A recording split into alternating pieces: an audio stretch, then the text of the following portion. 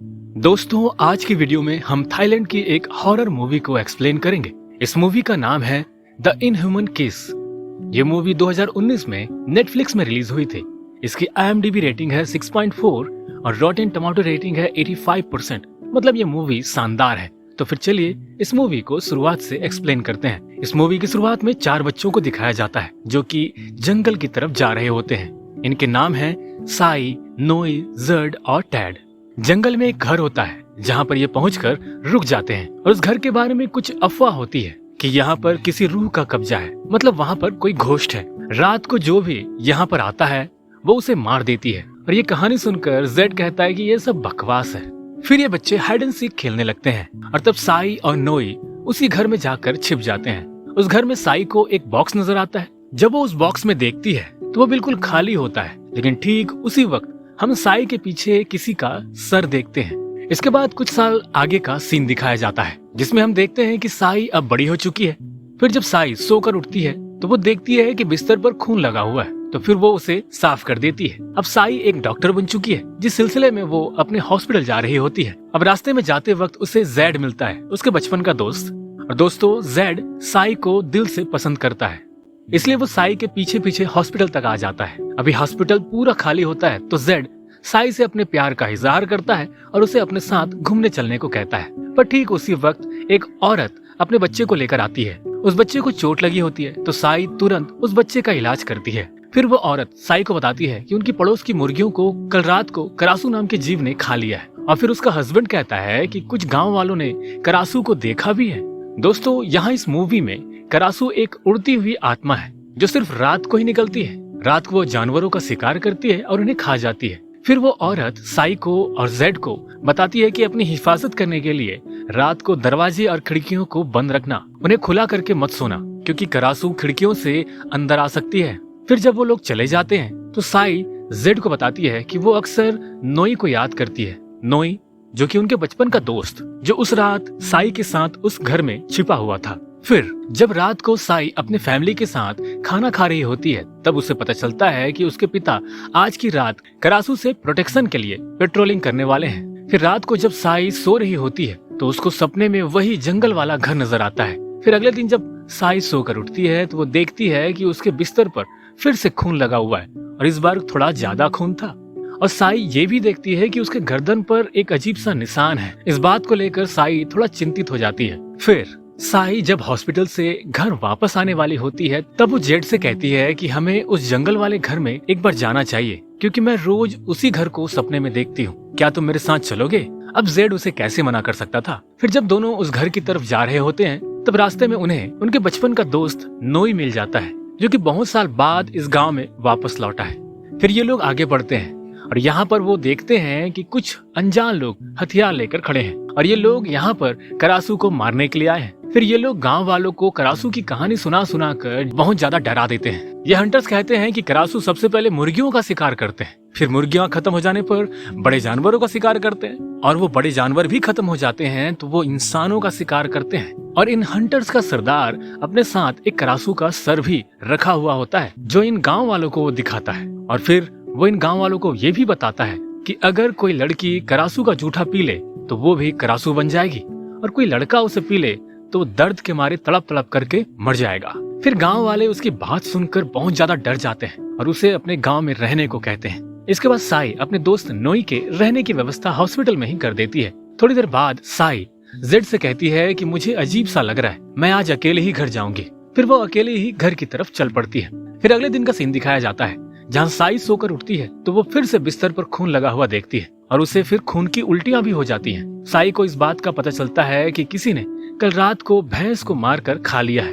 इसमें सबका शक करासू पर जाता है। फिर नोई साई को बताता है कि जेड ने भी उस हंटर का ग्रुप ज्वाइन कर लिया है। नोई जेड को समझाने की कोशिश भी करता है, ये लोग अच्छे नहीं हैं, पर जेड नोई की बात नहीं मानता और कहता है कि मैंने गाँव वालों की हिफाजत करने के लिए इस ग्रुप को ज्वाइन किया है। फिर रात को जब जेड पेट्रोलिंग के लिए जा रहा होता है तो सबसे पहले वो साई के पास आता है और उससे कहता है कि वो खिड़की और दरवाजे बंद रखें। इतना कहकर वो वहाँ से चला जाता है। थोड़ी देर बाद हम देखते हैं कि साई को बहुत ज्यादा दर्द होने लगता है और देखते ही देखते साई करासू में बदल जाती है। दोस्तों, यहाँ हमें पता चलता है कि ये जो करासू है वो साई ही है। मतलब हर रात साई करासू में बदल जाती है और किसी न किसी का मांस खाती है। सुबह जब उठती है तो बिस्तर पर खून बिखरा होता है। इसी दौरान गांव का ही एक छोटा लड़का गायब था। उसकी माँ करासू हंटर के पास जाती है मदद मांगने के लिए, क्योंकि उसे लगता है कि करासू ने ही उसे उठा लिया है।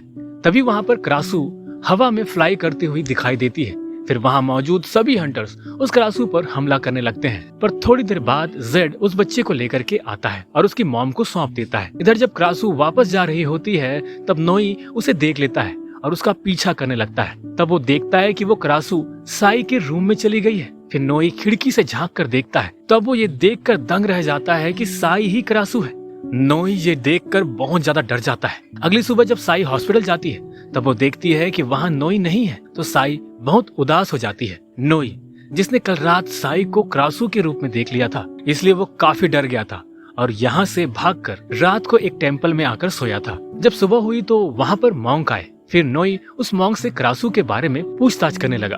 तब मॉन्क बताते हैं कि करासू कोई बुरी आत्मा नहीं है। जो ब्लैक मैजिक करते हैं वही लोग बाद में करासू बन जाते हैं। वो अपने जादू को गलत तरीके से यूज करते हैं। तो अगर लड़कियां गलती करती हैं तो वो करासू बनती हैं, और अगर लड़के गलतियां करते हैं तो वो क्रेन बन जाते हैं। तो अब नोई उस मॉन्क से कहता है कि मेरा कोई करीबी करासू बन चुका है। तो मॉन्क उससे कहता है कि तुम्हें जल्दबाजी में कोई फैसला नहीं करना चाहिए, तुम्हें अपने दिल की सुननी चाहिए। फिर रात के वक्त जब साई करासू बन जाती है तब नोई उसके लिए कुछ मरी हुई मुर्गियां लेकर आता है। तो साई उन मुर्गियों को खाकर शांत हो जाती है और बाहर नहीं जाती। अगले दिन जब साई हॉस्पिटल जाती है तब वहाँ पर नोई को देखकर खुश हो जाती है।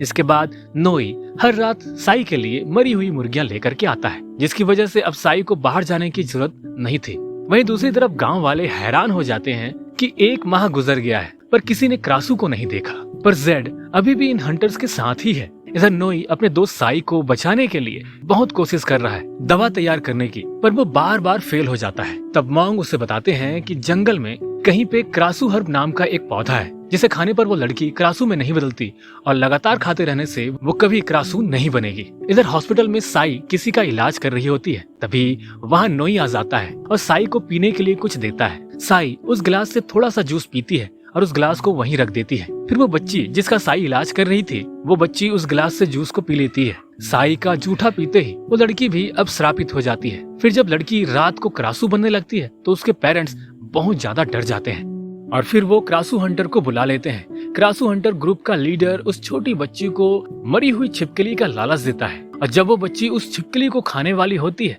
तब वो उस बच्ची करासू को पकड़कर मार देता है और उसका दिल निकाल लेता है। फिर वो हंटर बच्ची के पेरेंट्स से पूछता है कि तुम्हारी बच्ची करासू कब बनी है। तब वो कहते हैं कि हॉस्पिटल आने के बाद ही ये करासू बनी है। तब उनको साई पर शक होने लगता है कि शायद साई ही करासू होगी और उसी की वजह से ये बच्ची करासू बनी होगी। अब नोई यहाँ पर साई का साथ देता है और उसे प्रोटेक्ट करता है। तब साई नोई से कहती है कि हमें उस जंगल वाले घर में जाना होगा, शायद वहीं पर हमें अपने सवालों का जवाब मिलेगा, क्योंकि वो घर मेरे सपने में बार बार आता है। वो हंटर साई पर नजर रख रहा होता है और वो उन दोनों को जंगल की तरफ जाते हुए देख लेता है। अब साई और नोई जंगल में उस घर तक पहुंच जाते हैं। फिर नोई को वहाँ पर वही करासू हब मिल जाता है।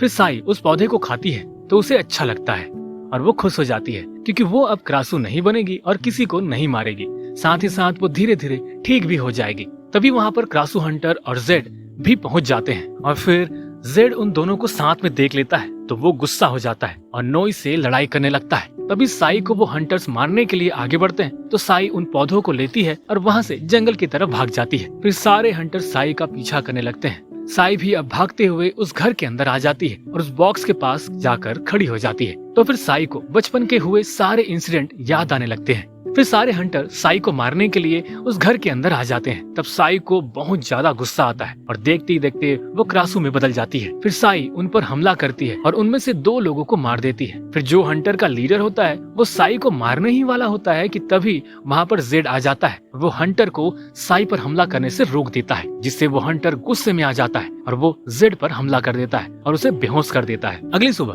गांव वालों को भी पता चल जाता है कि करासू हंटर में से कई सारे लोग मारे गए हैं और उन्हें करासू ने मारा है। इन मरे हुए लोगों में गांव के भी कुछ लोग थे, जिसे देखकर गांव वाले भड़क जाते हैं। तभी वहाँ पर हंटर जेड को लेकर पहुँचता है। फिर वो हंटर उनको बताता है जब हम करासू का पीछा करते हुए जंगल में पहुँच गए तब करासू ने हमारे 2 साथियों को मार दिया और जेड को भी घायल कर दिया। और वो हंटर इनको ये भी बताता है कि साई ही करासू है। इसके बाद गांव के सभी लोग साई पर बहुत गुस्सा करते हैं, उसे मारने का सोचते हैं। गांव वालों की बातें नोई सुन लेता है। फिर वो साई की तरफ भागता है ताकि उसे वो बता सके और उसकी जान बचा सके। लेकिन नोई साई को किस करने की वजह से अब नोई भी साबित हो चुका है और उसे भी अब बहुत ज्यादा दर्द होना शुरू हो चुका है। इधर साई के फादर गांव वालों को ऐसा करने से रोकते हैं तो गांव वाले कहते हैं कि हम साई को भी मार देंगे और तुम्हारा घर भी जला देंगे। साई के फादर अपनी बेटी को घर के बाहर बुलाते हैं। फिर साई बाहर आती है। साई ने वो हब खा लिया था तो वो अभी शांत है और क्रासू नहीं बनी है। तो यहाँ पर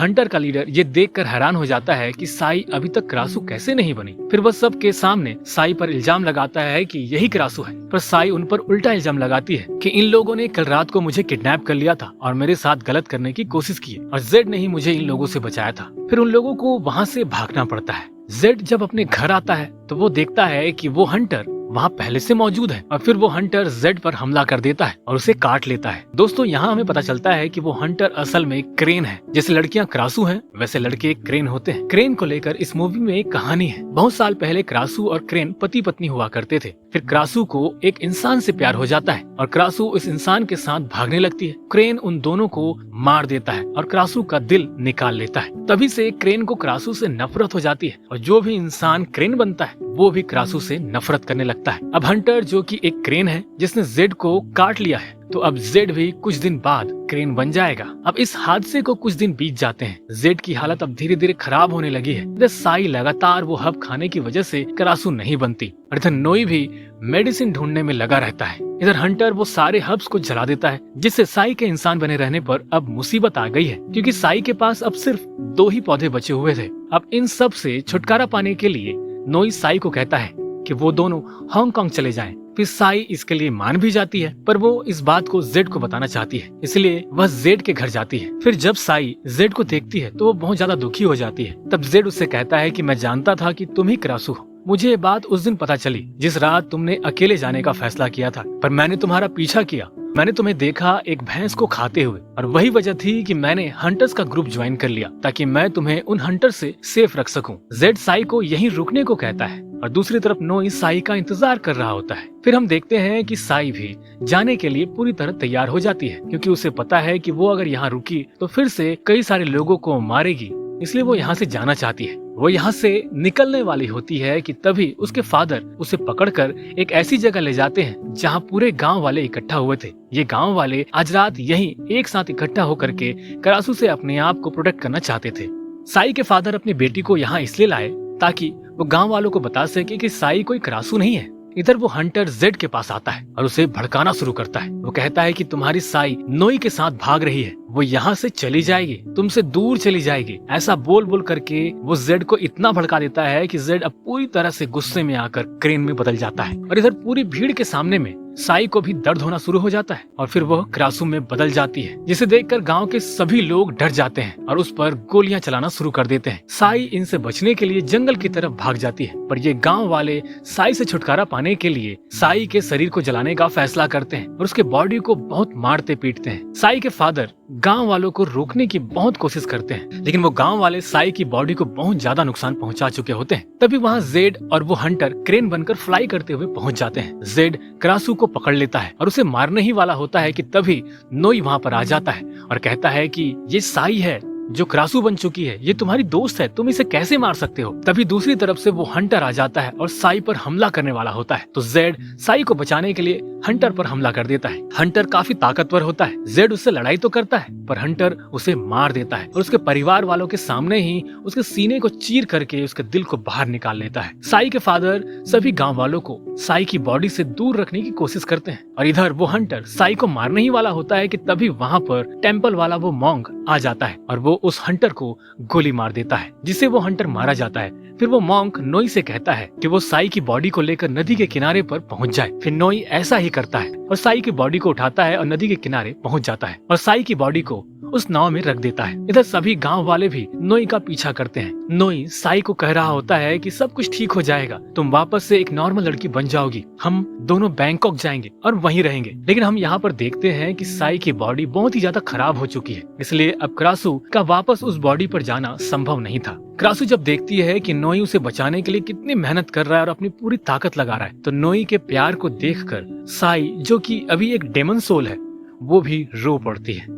फिर नोई को बचाने के लिए वो नाव की रस्सी को काट देती है ताकि नोई बैंकॉक जा सके, क्योंकि ये गांव वाले क्रासू के साथ साथ नोई को भी मार देंगे। और फिर नोई ये देखकर रोने लगता है और तभी साई के सर पर एक गोली आकर लगती है जो कि जेड के फादर ने चलाई थी। नोई अपनी आंखों के सामने ही अपने प्यार को मरता हुआ देखकर बहुत ही ज्यादा रोने लगता है। और दोस्तों, ये खूबसूरत सी कहानी एक सैड एंडिंग में खत्म होती है। उम्मीद करता हूँ कि आप लोगों को ये कहानी, ये वीडियो अच्छी लगी हो, और अच्छी लगी है तो लाइक जरूर करें दोस्तों, और चैनल को सब्सक्राइब भी करें